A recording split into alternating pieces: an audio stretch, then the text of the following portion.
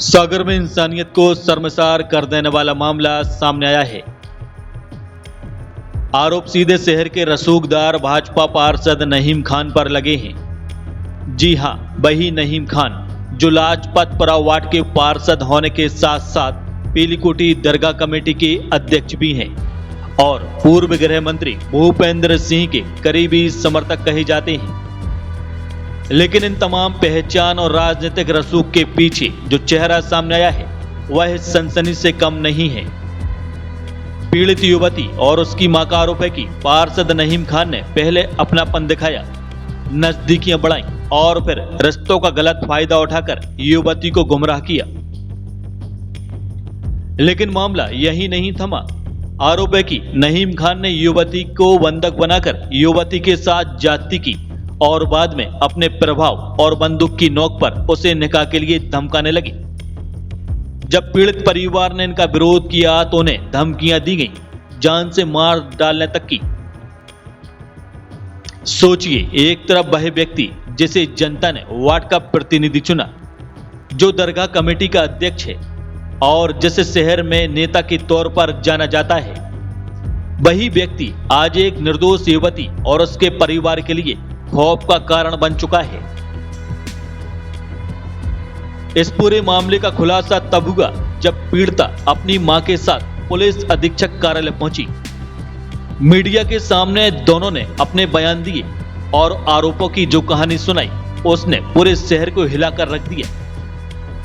नहीम खान के बारे में शिकायत लेके आई हूँ। ये मुझे पीली कोठी पे मिले थे और मुझसे बोलने लगे कि क्या बोलते, मैं निगम पार्षद हूँ और आपको निगम से कोई काम पड़े तो आप मुझे फोन लगा लेना। अपना नंबर दिया उन्होंने, फिर मेरे साथ ऐसी मैसेज करने लगे उल्टे सीधे। मैंने मना किया कि आप मेरे बाप जैसे हो।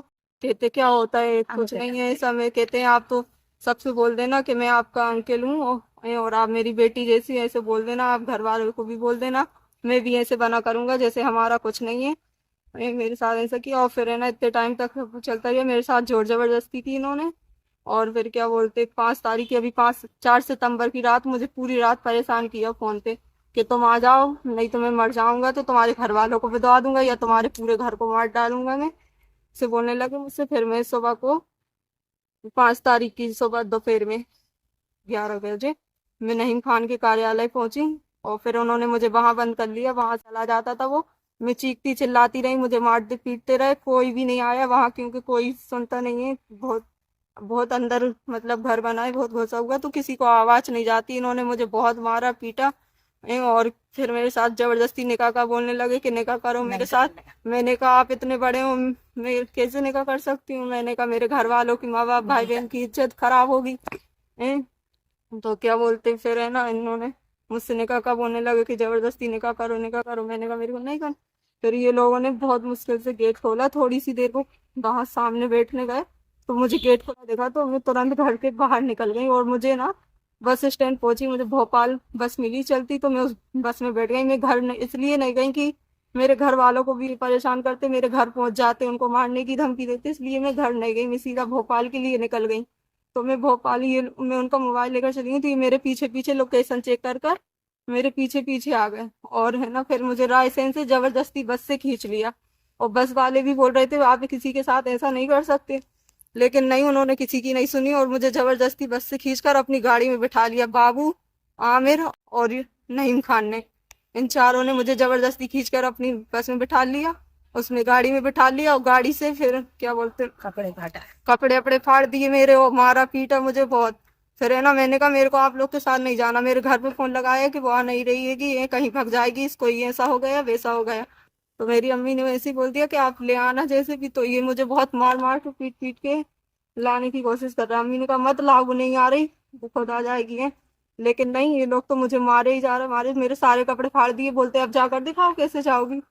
मैंने कहा मैं कैसे जाऊंगी, अब मेरे कपड़े फाड़ दिए और मुझे इतनी रात को वहां फिर अकेले छोड़ दिया, कपड़े दिला के अकेले छोड़ दिया मुझे। और है ना फिर मेरी अम्मी कैंट थाने पहुंची तो कैंट थाने पुलिस ने उन्हें फोन किया कि आप लड़की को लेकर आओगे, बिना लड़की के आए तो सोच लेना। तो इन्होंने फिर मुझे वहां से लेकर एक लड़के को बिठाया था वहां मेरे पास। तो वो लड़के ने फोन लगाया कि बस नहीं आ रही अब यहाँ और वो लड़की अकेली बैठी और इन लोगों को पुलिस का फोन पहुंच गया। तो ये मुझे बहलाया फुसलाया इन्होंने और फिर क्या बोलते हैं, ले आए पुलिस ने रिपोर्ट। अब सवाल यही उठता है कि क्या पुलिस इस मामले में सख्ती दिखाएगी? क्या भाजपा पार्षद पर कानून का शिकंजा कस पाएगा, या फिर रसूख और राजनीतिक दबाव के आगे इंसाफ दब जाएगा? आज पीड़ित परिवार पुलिस और प्रशासन से इंसाफ की मांग कर रहा है। शहर की जनता भी दबी जुबान से यही सवाल कर रही है। अगर सत्ता और राजनीति की ताकत का इस्तेमाल इस तरह होगा तो आम आदमी कहां जाएगा और बेटियों की सुरक्षा कैसे हो पाएगी? बहरहाल सनसनीखेज मामले ने पूरे सागर को हिलाकर रख दिया है। अब नजरें पुलिस और प्रशासन की कार्रवाई पर टिकी हैं। शासन से मान्यता प्राप्त Amreen high secondary school pre admission open. कक्षा नर्सरी से 12वीं तक MP board English and Hindi medium. समूचे कैंपस में सीसीटीवी कैमरे की सुविधा। शाला में स्मार्ट क्लासेस के साथ ही शासन से प्राप्त सभी प्रकार की छात्रवृत्ति का लाभ। बच्चों को खेल का विशाल मैदान, शुद्ध आरओ वाटर कूलर से छात्रों को पेयजल की सुविधा के साथ सभी प्रकार की अत्याधुनिक सुविधाएं। नवीन अमरीन प्ले स्कूल एवं प्री प्राइमरी स्कूल प्रारंभ।